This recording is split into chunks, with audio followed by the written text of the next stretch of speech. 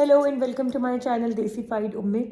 Title से आप लोगों ने अंदाज़ा लगा लिया होगा कि मैं आज किस बारे में बात करने वाली हूँ। आप लोगों के बहुत बहुत सारे मैसेजेस इंस्टाग्राम पर कमेंट्स में कि हमारा ऑफ़र लेटर नहीं आ रहा, गैस लेटर नहीं आ रहा, बहुत परेशानी आप लोगों को हो रही है। तो मैंने सोचा कि मैं आज इसी बारे में बात करती हूँ और इसी बारे में आप लोगों को बताती हूँ कि ऑफ़र लेटर आप लोगों को अगर अभी तक नहीं मिला तो कब मिल सकता है और कैश लेटर्स कब तक आएंगे। सबसे पहले ऑफर लेटर्स के बारे में बात कर लेते हैं कि ऑफर लेटर्स जिन स्टूडेंट्स का डिले हो गया है, अव्वल तो काफ़ी सारे स्टूडेंट्स को अब ऑफर लेटर मिल चुका है। जिन्हें नहीं मिला उनको इस महीने के ये जो 3-4 दिन रह गए इनमें आ जाएगा, क्योंकि ऑफर लेटर्स के लिए अभी थोड़ा सा ही टाइम बचा है। और अभी तक अगर आपको मिलना चाहिए था तो आई थिंक आपको अब तक मिल चुका होगा। और अब जितने भी स्टूडेंट्स रह गए हैं उनका चांस पर ही रहेगा ये वाला सारा काम। उसकी कुछ वजूहात होती हैं। सबसे पहली वजह ये होती है कि स्टूडेंट्स जो हैं वो कंसल्टेंट्स के फ्रॉड से बहुत ज़्यादा डरते हैं और ख़ुद से अप्लाई करने की कोशिश करते हैं, और उसमें कुछ बारीकियां जो होती हैं एडमिशन की उन्हें वो मिस कर देते हैं, तरीके से नहीं फिल आउट करते अपना एडमिशन फॉर्म, जिसकी वजह से उन्हें डिलेज का सामना करना पड़ता है। उसके अंदर सबसे बड़ी जो चीज़ होती है वो ये कि आप कोशिश करें कि कोई अच्छा कंसल्टेंट करें, कोई ऐसा कंसल्टेंट करें जो कि यूनिवर्सिटी का ऑफिशियल रिप्रेजेंटेटिव हो। उससे आपका एडमिशन का जो जितना भी सारा प्रोसेस है वो सारा ही तेज़ी से हो जाएगा और आप लोगों को कोई प्रॉब्लम नहीं होगी। इसके साथ साथ अगर आप कंसल्टेंट नहीं करना चाहते तो आप खुद से अगर अप्लाई करना चाहते हैं तो कुछ चीज़ें जो आपने जहन में रखनी है वो ये कि आपका एडमिशन का जो फॉर्म है वो जब आप फिल करेंगे तो उसके साथ आपने अपने सारे के सारे डॉक्यूमेंट्स पहली दफ़ा में ही अटैच करने। होता क्या है कि हमारे यहाँ स्टूडेंट्स इनकम्प्लीट जो एडमिशन फॉर्म होते हैं वो अपलोड कर देते हैं और उसके बाद यूनिवर्सिटी उन्हें ईमेल्स करती है कि आपने आइल्स नहीं लगाया, या आपकी फलाना डॉक्यूमेंट आपका मिसिंग है, या आपका एसओपी आपको रीराइट करने की ज़रूरत है। तो ये सारी चीज़ें जब आप करोगे तो ऑब्वियसली आपका एडमिशन प्रोसेस डिले होता जाएगा। आपने पहली दफ़ा में अपने सारे डॉक्यूमेंट पूरे करके लगाने, सही फॉर्मेट पे लगाने, अपने तमाम reference letters, job experience letters सही सब कुछ आपके राइट फॉर्मेट के अंदर होने चाहिए, लेटर हेड पैड पर होने चाहिए। और सबसे इम्पॉर्टेंट डॉक्यूमेंट जो एडमिशन के लिए यूनिवर्सिटी देखती है, आपका मार्क्स भी ज़रूरी है, आइल्स भी ज़रूरी है, लेकिन आपका statement of personal intent, SOP भी जिसे हम बोलते हैं, पर्सनल स्टेटमेंट भी बोलते हैं, असल चीज़ वो होती है। कोशिश करें चाहे कंसल्टेंट से कराएं चाहे खुद करें, पर अपनी एसओपी खुद लिखें, क्योंकि उससे बहुत ज़्यादा फ़र्क पड़ता है कि आपको यूनिवर्सिटी एडमिशन देगी या नहीं देगी, या ऑफ़र लेटर कितनी जल्दी आपका आएगा। तो कुछ ये चीज़ें आपने जहन में रखनी है। इसके अलावा क्या होता है कि स्टूडेंट्स जो होते हैं ना वो एक ही यूनिवर्सिटी में अप्लाई करते हैं और फिर वेट करते रहते हैं कि अब हमारा क्यों नहीं आ रहा। ये मिस्टेक आपने कभी भी नहीं करनी। हमेशा एक से ज़्यादा यूनिवर्सिटीज़ में अप्लाई करें। पहले ये चीज़ चल जाती थी, जिस वक्त मैंने अप्लाई किया 2019 में, 2018 में जब मैं प्रोसेस करी थी तो मैंने सिर्फ जीसीयू में अप्लाई किया था, और जनवरी इनटेक के लिए मैंने अक्टूबर के एंड पर अप्लाई किया था, और मेरा विद इन अ वीक पहले कंडीशनल आया और फिर अनकंडीशनल ऑफर लेटर आ गया था। मुझे एक हफ्ते के अंदर अंदर दोनों ऑफर लेटर मिल गए थे, और उसके बाद मेरा नवंबर एंड तक कैश भी आ चुका था, और दिसंबर में मैंने अपना वीज़ा अप्लाई किया था। बट उस टाइम पर क्योंकि कम लोग अप्लाई करते थे और इन्हें स्टूडेंट्स की ज़रूरत थी तो इसलिए फटाफट प्रोसेस हो जाता था। अब उलट हो गया, अब इन्हें बंदों की ज़रूरत नहीं है पर स्टूडेंट्स बहुत ज़्यादा अप्लाई कर रहे हैं। इसकी वजह से यूनिवर्सिटीज़ डिलेइंग टैक्टिक्स अपनाती हैं। जो अच्छी क्रीम के जो स्टूडेंट्स होते हैं, जो अच्छे टॉप के जो स्टूडेंट्स होते हैं, जिनका ग्रेड भी अच्छा होता है, आइल्स भी अच्छा होता है, जिनका इंटरेस्ट भी होता है, जो जेन्युइन भी लग रहे होते हैं, उन्हें तो वो फटाफट ऑफर लेटर वगैरह इशू कर देते हैं। लेकिन एंड पर जो लो ग्रेड वाले या कम मार्क्स वाले जो स्टूडेंट्स बच जाते हैं, जिनकी एप्लीकेशन में भी प्रॉब्लम्स होती हैं, उनको फिर वो लटकाते रहते हैं और ख्वार करते हैं।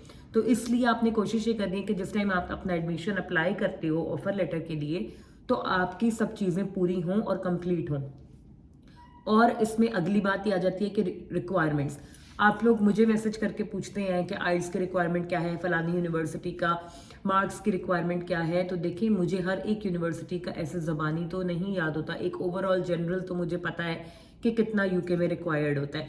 पर आप लोग गूगल सर्च कर सकते हैं, अपनी जो भी यूनिवर्सिटी आप चूज़ करना चाहते हो वहाँ पर आप सर्च करो कि उनकी रिक्वायरमेंट्स क्या हैं।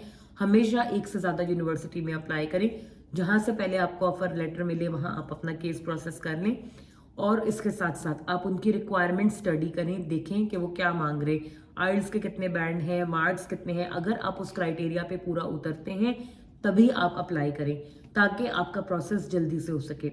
अगर आपका आइल्स का स्कोर पूरा नहीं है या कोई और भी लैंग्वेज प्रोफिशिएंसी जो वो ले रहे हैं वो आपके पास नहीं है, या आपके मार्क्स बहुत ही कम है, 48% है या 50% है, तो ऑब्वियसली वो आपसे बेहतर जो परसेंटेज वाला होगा उसको वो प्रेफर करेंगे, और आपको वो ऑफर लेटर या तो देंगे ही नहीं, या इसी तरीके से डिलेइंग टैक्टिक्स आपके साथ वो यूज करते हैं। तो इसलिए इन सब चीज़ों को आपने बहुत ज़्यादा ज़हन में रखना है। पहले जो चीज़ें मैटर नहीं करती थी अब वो चीज़ें मैटर करती हैं एडमिशन प्रोसेस में, ख़ास तौर पर ऑफर लेटर लेने के लिए। जैसे कि जो मैंने आपको भी बात बताई कि स्टूडेंट्स पहले कम अप्लाई करते थे और इन्हें स्टूडेंट्स की ज़रूरत थी, तो ये थोड़ा सा कॉम्प्रोमाइज़ कर लेते थे, मार्क्स के ऊपर भी, आइल्स के बैंड के ऊपर भी, अगर एक आधा आपका कम है तो चल जाता था।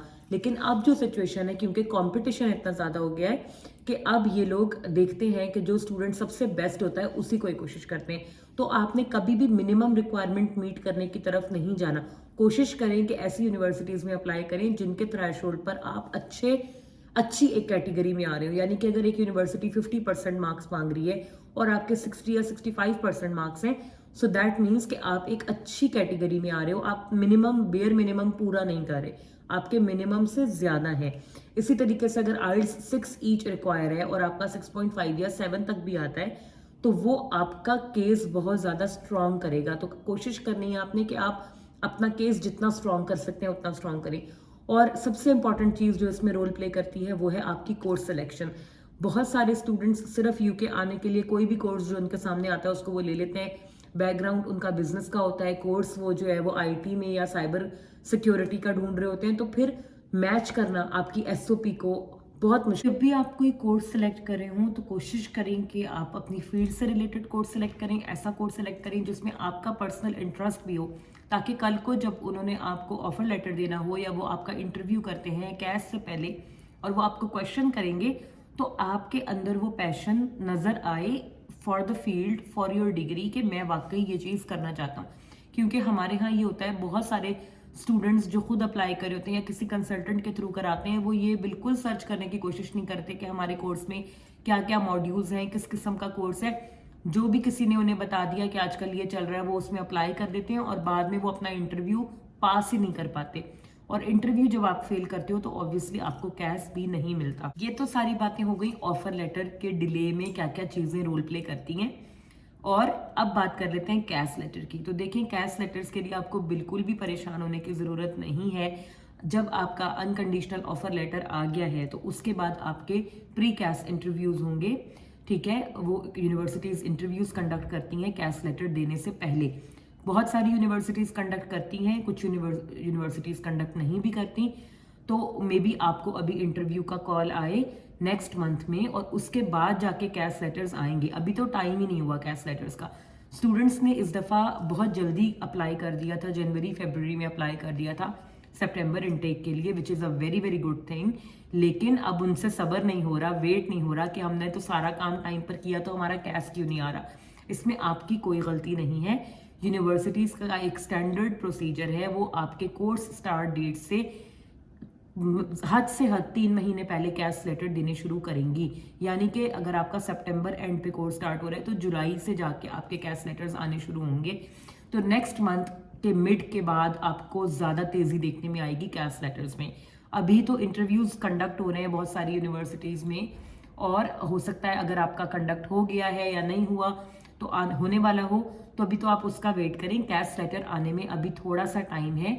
और जिन लोगों को ऑफर लेटर मिल जाता है अनकंडीशनल, उनमें से 99% को कैश लेटर भी मिल जाता है।